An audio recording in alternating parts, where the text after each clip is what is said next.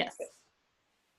Hi guys, it's Charlotte here from charlotteohara.ca, and in today's video I have brought my good friend Mariah here to join me, and we are going to be talking all about branding and websites. So hi Mariah, thanks for being here. Hi. Yeah, thanks for having me. I'm really excited to do these. Oh, so am I. I'm really excited. So this is one of the videos in our collaboration series. So if you're watching this on YouTube or checking it out on the blog, be sure to view the other blog posts and video collabs that we're doing. So in today's video, we are going to be kicking things off by talking about the 4 most important branding elements of your website. And I think this is a wonderful topic to get started on because I do web design and branding, and you are like a brander extraordinaire. So this is like ideal for us to be starting with and talking about. So let's begin. Where would you start? If someone is interested in branding their website, what would you even begin with? Yeah, so I think the biggest and probably most obvious is a logo. You might be right, yeah. Yes. So your logo, I mean, it's something that should be on every page, which is kind of obvious as well because it's usually just like up in the header. I think where people get really stuck, they get stuck on feeling like their logo needs to be this super detailed or intricate thing. And it totally doesn't have to be. It can be super simple. Totally. Yeah. Yeah, if you look at my own logo, for example, just to interrupt. Yeah. My logo, it's just my name with, a border around it in kind of my brand color. It's super crisp, clear, it's great. Exactly. Simpler is better. Honestly, the biggest thing is that it needs to be legible. So I know that sometimes people can get really caught up in fun, frilly, cursive fonts or handwritten fonts or something like that. And they're really fun and pretty. And I get that. But if you can't read it super fast, then don't use that font for your logo. Agree. 100%. Yeah. Make sure the text is large enough as well. Yes. Yes. Having a good enough size text is key for sure. Yeah. Yes. I agree on that. Absolutely. Yeah. And sometimes I find with logos as well, people will put all these graphic elements around the text. Maybe, let's say it's a lot of flowers and then your name is kind of in the middle or something, but make sure that you're not crowding the graphic elements around too much or that they're not taking over from your business name or your personal name or something like that. So yeah, I would say completely right. With the logo, you want to make sure that people can read it, can easily identify what you are, and that it's simple enough to be carried on across your website. Exactly. Yeah. And so when you're doing a Squarespace logo, once you've got it once you have a logo already and designed and stuff, you can just upload it to your Squarespace website. And it's perfect because in that field, it'll make sure that the logo gets placed across all the different pages, like you mentioned, probably in the header section. And it's great. You're not having to re-upload it in every place or anything. Exactly. It's super easy. Definitely. That makes me think about the second point that I wanted to mention, which is something similar to the logo, but on a bit of a smaller scale. And that would be the Favicon. And so if anyone is watching, yes. So if you're watching this and you're like, what is a Favicon? Don't worry. You probably already know what it is. Because the Favicon is, let's say you have a browser, there's different tabs in your browser. It's that small little graphic that goes in the browser heading. So it's in the little tab. Yeah, exactly. In the little tab, it's the small one. And so usually the Favicon, because it's so tiny, right? It's a very, very little graphic. It's kind of like a simplified version of your logo or part of your logo element or something, but on a much smaller scale. So do you want to give us any thoughts or tips on coming up with a Favicon? Yeah, so it's some sort of icon version of your logo. So for me, my Favicon is literally just the letter M. Because it's so small, it really can't be anything detailed at all. So literally anything that's super simple that could somehow relate back to your logo and overall branding. I actually even know somebody who just has a yellow circle as their Favicon, just something that's really simple, but matches what you already have going on. Definitely. I would say that, having a Favicon is such an important branding element because otherwise, if you do not upload a custom Favicon onto your Squarespace website, you're going to get their default little like gray square. Like a black box. Yeah, it's like a little black box or gray square, something like that. And so if you don't have it, it's a clear sign that like, wow, you didn't take your branding for your website all that seriously. So yeah, it's a dead giveaway. It's a dead giveaway. But the good thing is, like I mentioned, Favicon can be so simple to do. And I actually have a video tutorial that shows you how to design your own Favicon and then upload it to Squarespace website. So I will link to that up above if anyone is watching. But yeah, like having a Favicon, yeah, go watch that. But yeah, having a Favicon is so important. And like I said, or like you said, keep it short, keep it simple, you know, it doesn't have to be anything you're overthinking. You're not trying to condense your whole logo into a tiny little space. No. You want to work with this. Yeah, exactly. That will not work. You want to work with the small space and just keep it simple.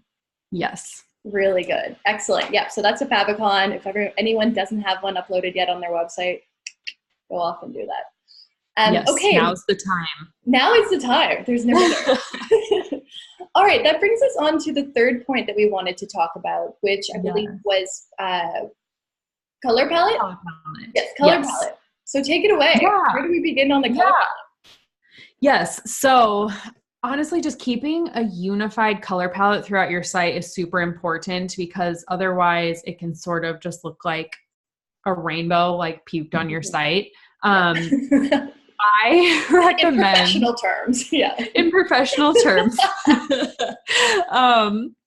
It's also just super important for creating like a brand identity, because you want people to remember your brand. And a big part of what they're going to remember is what colors your brand uses. So, and certain colors, certain colors, you know, certain colors lend themselves to certain type of businesses, you know, in a better way. Like, for example, if you're a very traditional or corporate like law firm, maybe you're going to be choosing like a navy blue or a dark red or something. But if you're like a cool, hip branding agency, maybe you want a splash of like a bright yellow or something like that, right? So, you know, or if you do a lot of like newborn photography, for example, maybe you're picking very gentle, calming pastel colors. So the color palette can really go in with your brand identity. And I think that's such a good point you brought up. It really like sets a mood for your, like what vibe you want to put out into the world.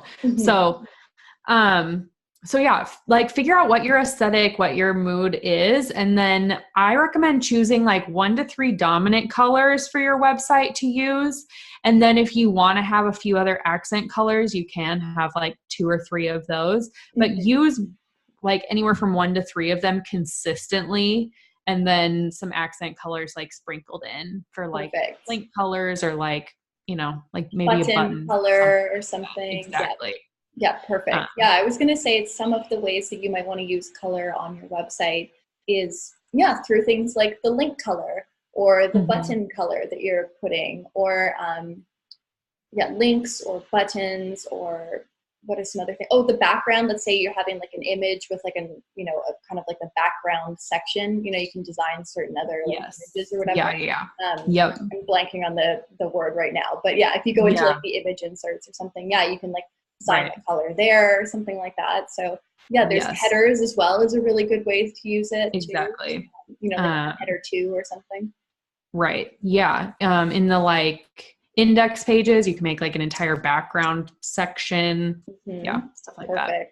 Yeah. So those are all some really good ways to use the colors in it. And then the colors are great too, because it, goes into your overall branding as well. So whether you're using marketing materials or, including these colors on social media or something, it all looks cohesive through your website and any other platforms. Exactly. Good. All right. And then that brings us to the fourth and the final point that we're talking about in this video, which is font pairings. So font pairings, I think, is very underrated as a branding element, but like your font can convey so much about your brand, even if you don't necessarily think about it. Right. So so what are your thoughts as a branding expert? Where would you suggest that somebody begins with fonts? So honestly, my biggest tip is to pick 2 to 3 fonts and use those consistently, only those throughout your entire site and like your branding in general.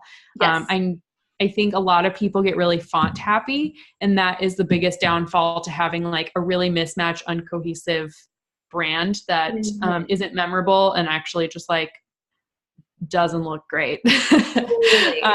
Totally. So just making sure too that like once you've chosen those 2 to 3 fonts, that you like pick which font you're going to use as your header font and then use that every single time. And Squarespace makes that super easy. You like assign your H1 font and it is used throughout the whole thing. Yeah, you just go into the site stylings tab and then you can apply it. And once it goes, it applies site-wide for that particular like heading 1 element or something. Yeah. Exactly. And then my second biggest point is that you really need to make sure that they're legible. Text, especially on a website, is not a great place for like, again, like these like fun cursive fonts, unless you just want like an accent word here and there. Otherwise, like just use simple fonts. So like simple serifs or sans serifs. You want them to be as easy to read as possible because you don't want people to have to use more brain power than they should in order to like consume your content. And it's so much harder for our eyeballs to like process what words say if they're in fonts that aren't easy to like automatically read. Does that make sense? It does completely. Yeah. I think about that and, you know, think about the way that like if you're rushing and writing like a hand note or something, you pass it to your friend, say, hey, get these groceries for me. They're going to be like, I'm sorry, it took me ages to figure out what you were even saying, so I got the wrong stuff. And it's similar on your website, because if you're using fonts that are, like you said, really cursive-y or sometimes too like boxy, like, you know, very, you know, like these very kind of weird like typewriter or robotic style things, those are hard to read. And it's the same thing. Someone can't just scan it and easily see what you're trying to convey on your website. And so the font that you're using needs to be legible. I agree completely with what you're saying there. And like people who land on your site, they're going to decide within seconds if they're going to stay and read what you have written. And if they can't read what your site says, they're going to leave. So they're going to bounce. Literally. None of us have like skyrocket. Yes. Like everyone has such short attention spans. If you don't grab them with easy to read text right away, then they're out of here. So totally. I think that's a great point. And I would say, yeah, exactly. So like think about, you know, the font that you're using, think about what that particular font conveys and how it relates to your branding. So again, you know, like you're probably not going to be using like Comic Sans or something, right? Please don't. Yeah, please don't. Like, so Comic Sans, it's not going to be something that you're going for. But again, like if you're more of a modern thing, you could use like kind of a cooler font, but you know, more of a corporate business, they love like Times New Roman or something, and like there's nothing wrong with that, you know, like you don't have to push things necessarily on the font front. And I actually have a blog post that might be helpful for people if you wanted to link it below. Amazing. I can link to that down below in the it's about like how to pair fonts and like how to decide what font you should even use. So that might actually be really helpful for you guys that are watching. Perfect. I think that's so good because some people don't even know like what the font options are. So that sounds great. Yeah. It can be very overwhelming. So I have a whole blog post on that in particular. Wonderful. Yeah. So I will link to that down below if anyone's watching, or it'll be in the description box. Well, Mariah, thank you so much for being here and for joining me with this video. It's been really fun talking to you. Agreed. I know that everyone probably learned a lot and they've got some great ideas of where to start with branding and how they can integrate those branding elements into their website. So thank you. Thank you so much. Awesome. Yeah, no problem. I'm glad to be here. Oh, it is. So guys, if you want to connect with Mariah as well, we've got her website, which is mariahalthoff.com, which I will link to down below. And she also has a really wonderful Facebook group. So if you're interested in learning more about design or connecting with other people that are designing for themselves, their brands, their websites, clients, whatever, check out her Facebook group. It's a really wonderful spot. So again, I will link to that down below. I love your Facebook group. I think it's great. Yeah.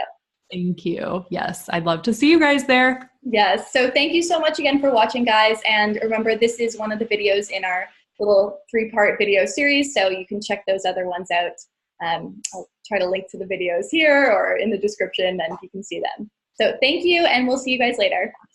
Bye. Bye.